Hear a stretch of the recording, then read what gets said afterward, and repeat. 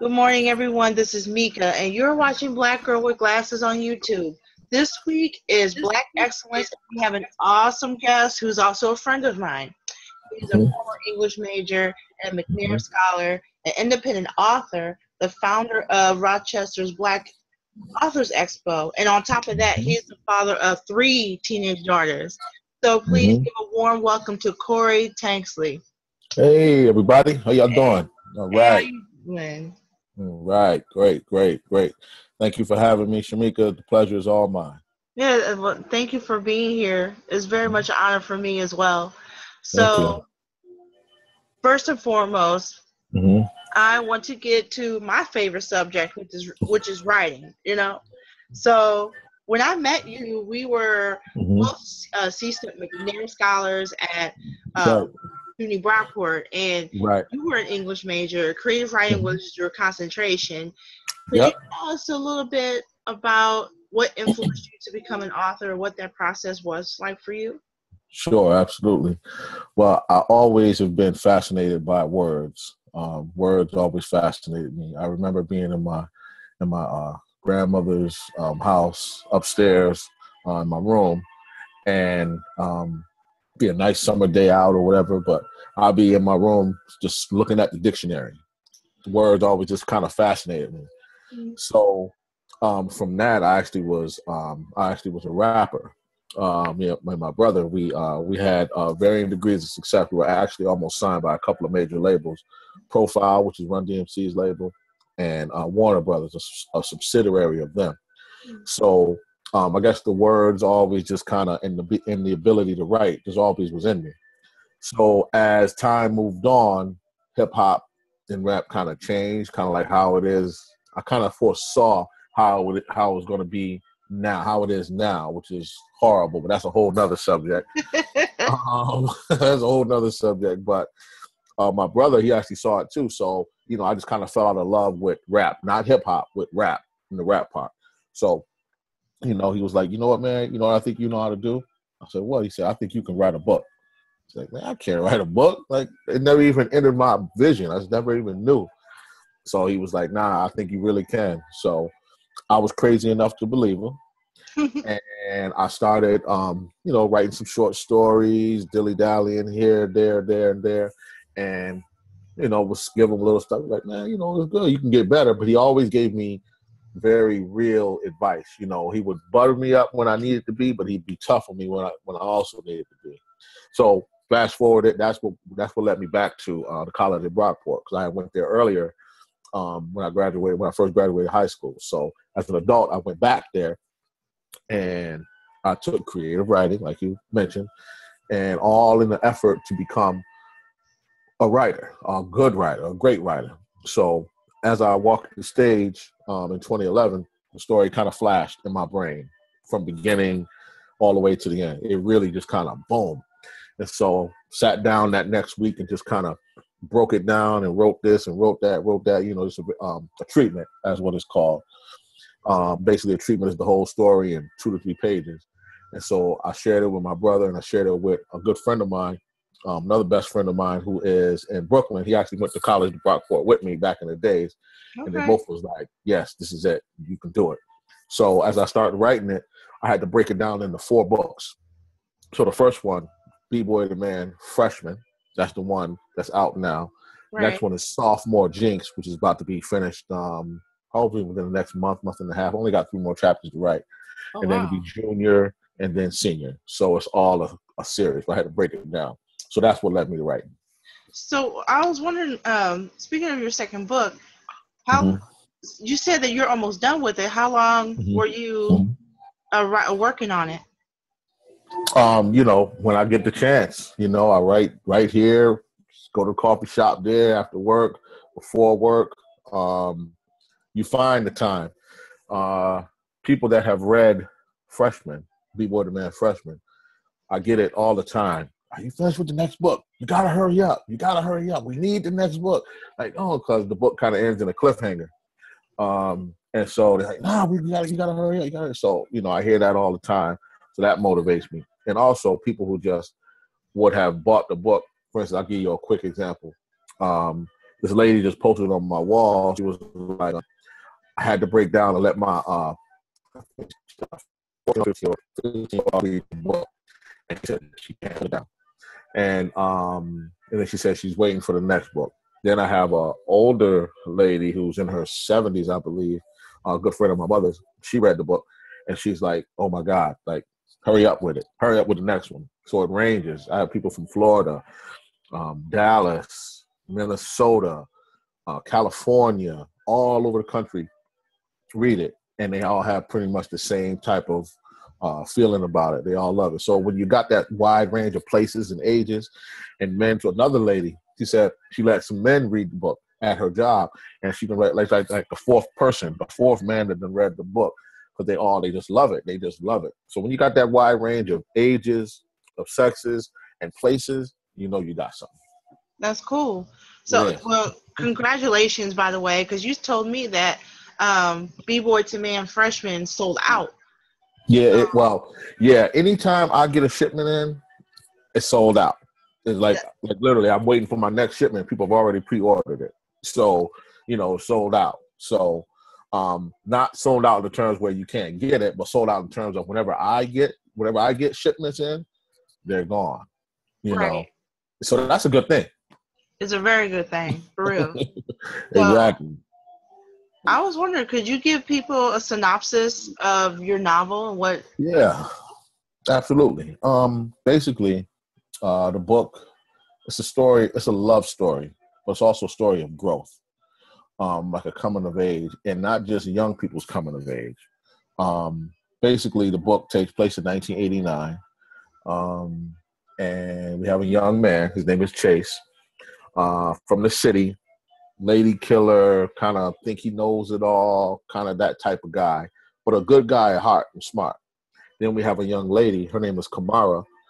She's from the suburbs of Rochester called Greece, and she's 18 as well. They're both 18, and she's extremely intelligent, and extremely beautiful. Dark-skinned woman who's only been with dark-skinned young woman, I should say, who's only been with one man in her life, her boyfriend at the time, and that's it. And these two happen to meet at a college. In the college they meet at, they happen to have a professor there who also has kind of a shaky past with love, and he mentors them both individually and collectively. And we kind of watch what happens as they all kind of connect, and boom, stuff just happens. And old school hip hop, old school R&B is the backdrop, kind of like the soundtrack to the book, And I wanted it to take place at a college campus, because all too often Black literature, a lot of it, takes place in, the basic focus is drug dealing or cheating or the church or, just very stereotypical stuff. Not all, but a lot of it, and I wanted to separate my book from that, because it's definitely not that. It's not a Black exploitation book in the least. But the characters are, of course, Black, African American, but they're rich. They have details. They have lives. They have stories. They have depth. They have good in them. They have bad in them. So they're not caricatures. So that's purposely why I wanted to take place at the college campus, and then from there it can go anywhere. So that's a brief synopsis of the book. All right, so I noticed that, and thank you for that, by the way, because I do notice that while I was reading it, I was getting like the tone that it was a coming of age film or a television series. It reminded me of movies like The Wood or Cooley High, and to some degree a different world. Were you also inspired by film and television as well as literature? Oh yeah, absolutely. I love movies. I love a good love story. And it's funny that you say that, because a lot of people who have read it, they have a very similar view of you. They say, "Oh, I could see it in the movies. I could see it as a movie."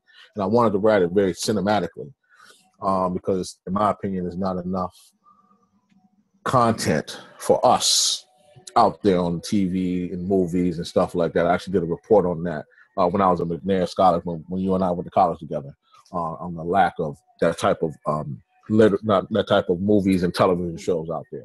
So I love classic television shows. I love good movies.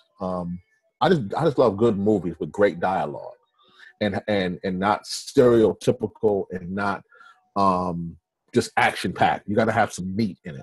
So anything that has meat in it, anything that has great dialogue, anything that has, some heart in it, I love. So that's what I kind of tried to pattern the book after. Not necessarily those movies and films that you said, TV shows that you said, but I can understand why you would say something like that, and I take it as a compliment. I was wondering, could you read a snippet of your novel? Yeah, I'll read a very brief, just a little bit of it. Okay, I'll set the stage. Professor King, who went from prison to getting his PhD, again, he mentors Chase, and he mentors Kamara, who are a couple at this point in time.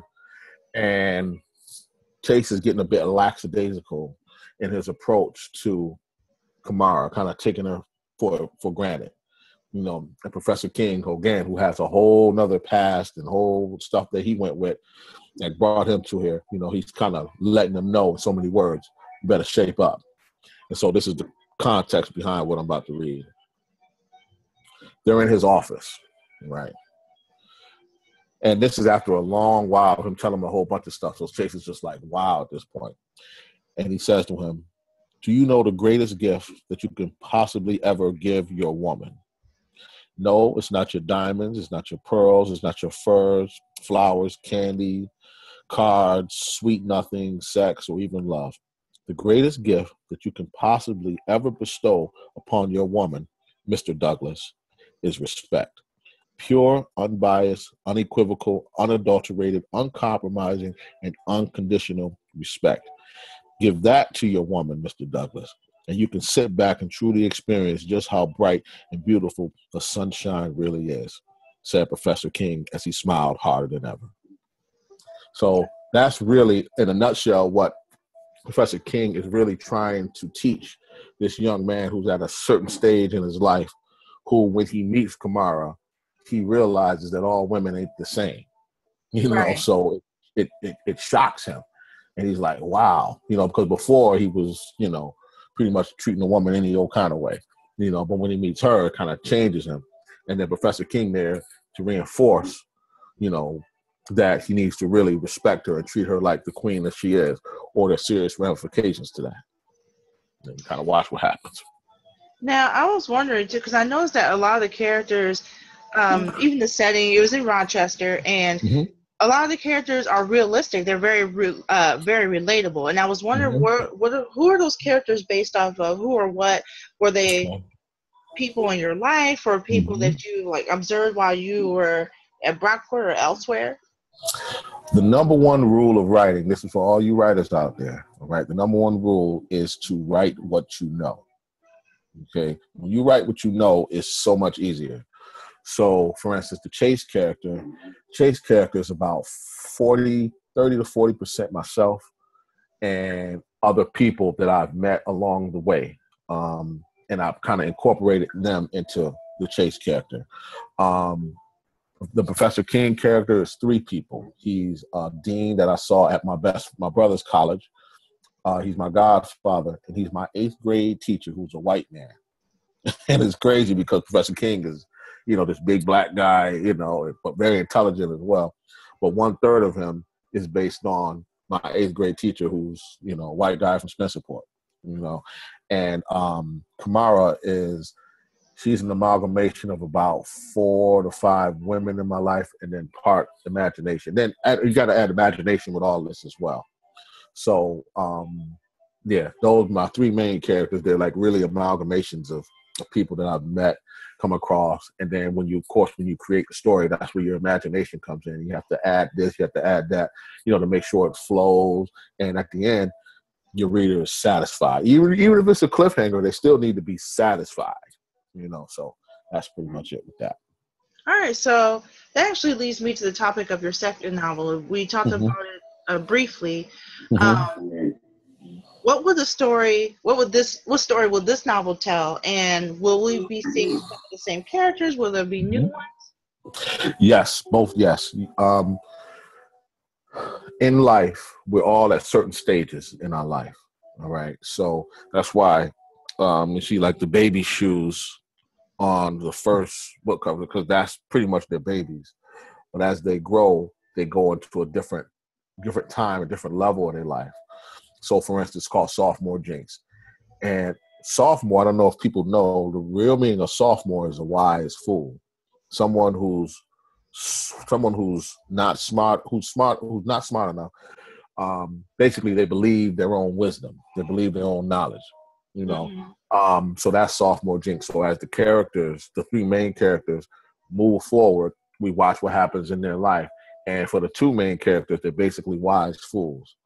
And I don't want to give too much of it away, but they still go. And there's new characters. And the second book is much, much more darker than the first book. It's extremely dark. There are some bright moments to it, but it is definitely dark. But again, there's 4 parts to the book, so this darkness must be in it. So yes, there's new characters. The 3 main characters move forward into the book, and throughout the whole series, we watch all 3 main characters continue to move forward. So, and it's better than the first one. So for those of you who don't have the first one, get it, because the second one is even better. All right. I'm definitely one the first one though. Sorry, that was my cat. Oh, it's okay. It's okay. So now let's switch over to the annual Black Author Expo. Yes. It happens in May every year so far. We're working on year number 3.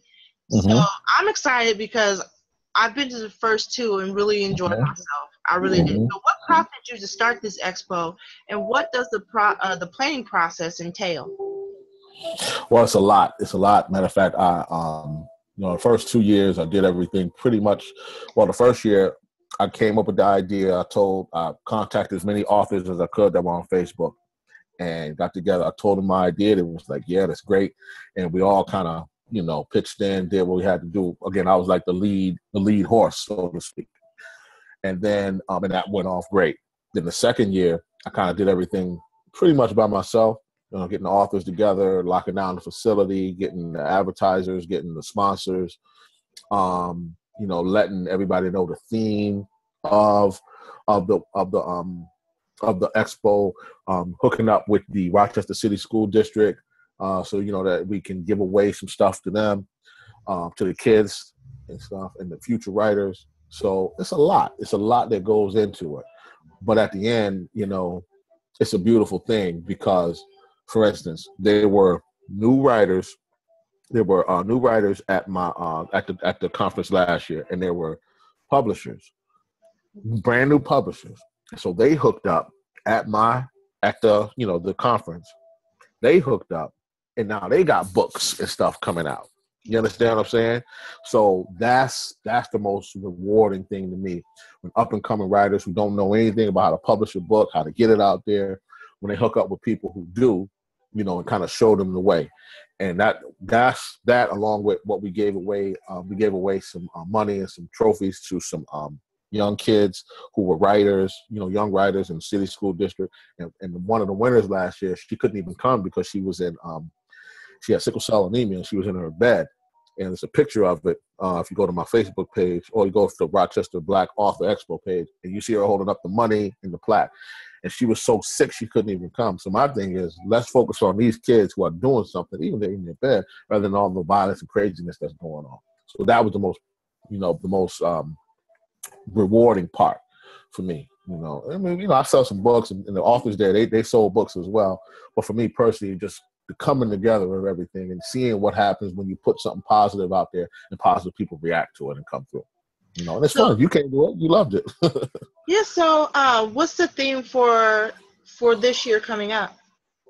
We're going to continue the pushing of, all types of genres of African-American novels. We got people from Buffalo and Syracuse this year. We didn't have anybody from Syracuse. I already signed up somebody from Syracuse this year. So that's great. And we just want to continue the same core values, us coming together economically to put something positive out in the future. All too often they say Black folks, all we want to do is party and we just come together. No, we come together economically to put something out there positive for the public to come through and enjoy and to learn from. And it's a great experience. Everybody who comes there, they loved it. The authors loved it. You know, we have panels there. It's just great. It's just fun. It's really fun. And we're about to lock down the location next week. Location and date next week. So we're good. It's going to be fun. Oh, that's cool. So you definitely answered my second question about like what authors you had in mind already, and what steps you've taken. But I was wondering if authors wanted to be a vendor at the expo, what steps do they have to take in order to participate?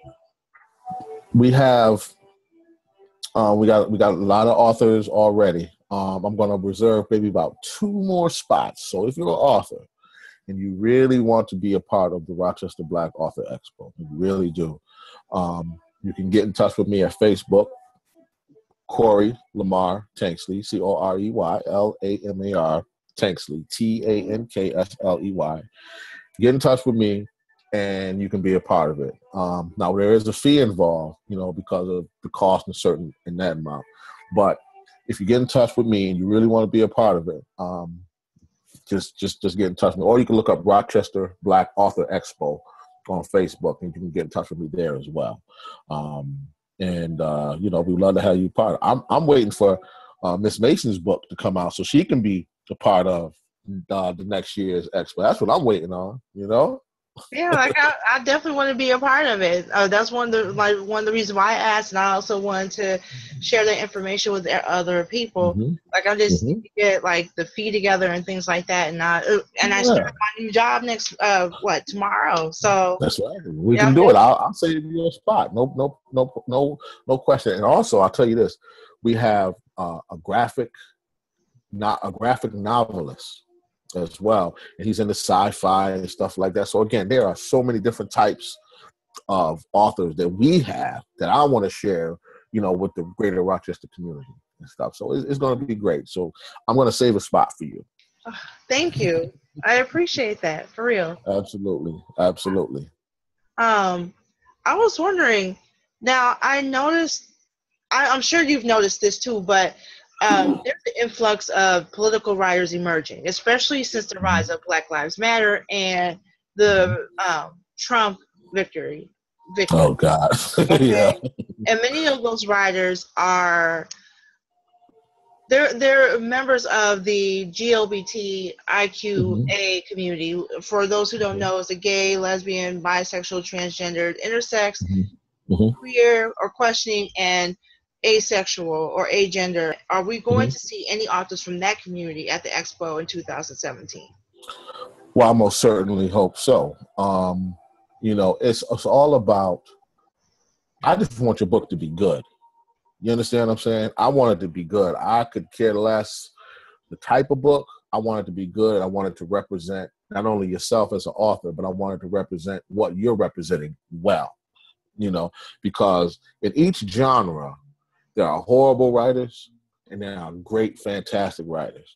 There are people who just kind of steal and bite off of what other people done did and stuff like that, or don't really exercise any sort of creativity in any genre, you know. So my thing is bring something good and bring something new, exciting, and that people can connect and that people can connect with to the table.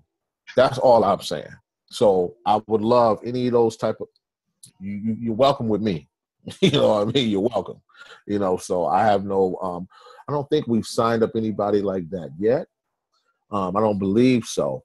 However, if somebody like that, you know, they have a certain perspective, and again, as long as the book is good and stuff like that, come on down. You know, why not? Sounds good.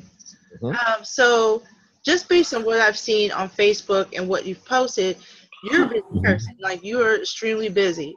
And you're promoting your book, writing your second novel, or on the verge of being done with your second novel. You're organizing the Black Authors Expo, and you're raising 3 teenage daughters. How do you manage your time between being a parent, an organizer, and an author? And I MC old school hip hop parties and stuff like that. So I do that. See, the can go, you know, hip hop all the way. So, you know, I get help. My mother helps me out a lot.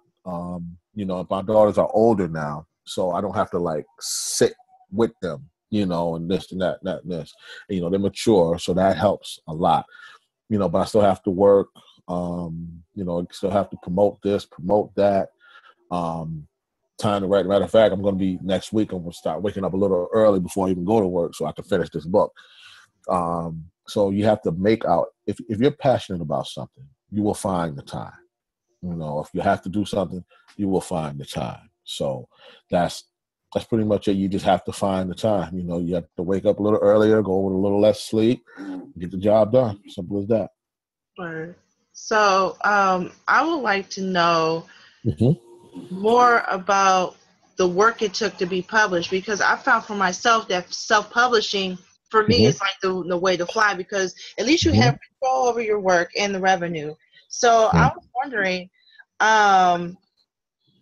I noticed you signed with an independent publishing house, and was working with a small publishing house something you always wanted to do, or did you also submit your novel to mainstream publishing houses as well, or did you wanted to self-publish initially, but someone saw your work and wanted to work with you? Like, how was that for you? Basically, myself and my brother, we created Silverback Brothers to exclusively put the book out. And it was, he asked me all the way, midway through writing, he was like, "Oh, this is good, Corey. Like, this is really good." You know, he has some connections in New York City with an agent who can represent us, you know, in a certain way. Like, this is really good. Do you want to go that route? Or do you want to own, you know, this? And we put it out, you know, we basically create a company and put it out ourselves. I was like, I want to own it. You know, I want to own it. For instance, like we were talking about earlier, let's say HBO or Paramount or MGM, they get a hold of it, and they come a call and they say, "Hey, you know, we want to turn this into a series. We want to turn this into a movie," whatever the case is. We don't have to go through no major publishing company. Everything goes to us. And that was important. So, you know, you in my opinion, creating your, especially now with the internet and stuff you can do now, you know, write it yourself. If it's good enough and it sells enough, the big boys will come a calling, and then they're on your terms. You're not on their terms, because basically, if you're basically asking a big publishing company, please take my book and take the lion's share of the earnings that I wrote 2-3 years of my life, but you take the lion's share of what it makes, and you do that just for the sake of publishing. No, you can pay for a certain service. We use CreateSpace. CreateSpace costs X amount of book to purchase. I mean, to create, and then I turn around and I sell that book for X amount of money, so I make a profit. And then you can use, like the company that we use, to get it, to advertise it, to promote it. There's companies out there that will do specifically that. So I'll pay you this amount to do that, and I'll pay you this amount to do that. But I still control everything at the end of the day, you know. And this company that we're working with as well, we're also very close to getting it into, you know, the Walmart's. I'm sorry, not Walmart, but what's the big bookstore? Barnes and Noble? Yes. We're close to getting it in Barnes and Noble. But even getting it there, we still keep everything. But you use independent services to do that.